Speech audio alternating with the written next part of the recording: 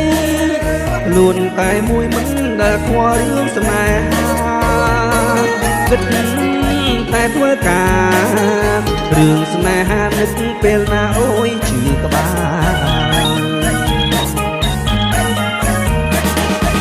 នៅម្នាក់ឯងមិនចំបែងយកចិត្តគេមិនខ្វល់តែមានប៉ុណ្ណាគឺចាយប៉ុណ្ណឹងបើខ្ញុំចង់ទៅណាក៏គ្មានអ្នកណាខឹងងាយងាយយ៉ាងនឹងកំឡោះដោយខ្ញុំម៉ែអត់ខ្ញុំកាត់ខ្ញុំប្រាប់ម៉ែថាមិនចង់បានទេប្រពន្ធអីម៉ែគ្មានស្រួលទេយ៉ាណាកុំ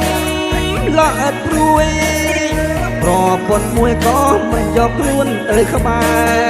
រសួរនៅទុំនេះជួយធ្វើស្រែជំនួសម៉ែនឹងពុក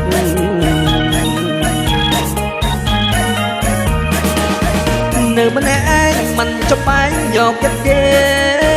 មិនខ្វល់តែមានប៉ុណ្ណាគឺចាយប៉ុណ្ណឹងបើខ្ញុំចង់ទៅណាក៏គ្មានអ្នកណាខឹងវាងាយយ៉ាងនឹងកំឡោះដោយខ្ញុំម៉ែអត់ខ្ញុំកាត់ខ្ញុំប្រាប់ម៉ែថាមិនចង់បានទេប្រពន្ធអីម៉ែគ្មានស្រួលទេយ៉ាណាកុំល្អិតព្រួយកុំល្អិតព្រួយ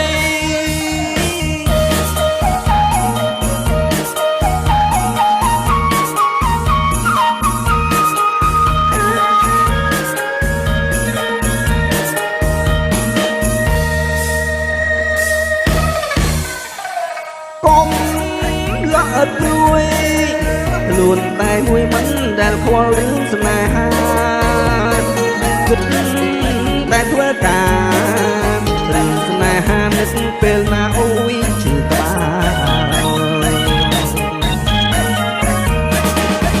នៅម្នាក់ឯងមិនចំបែងយកចិត្តគេ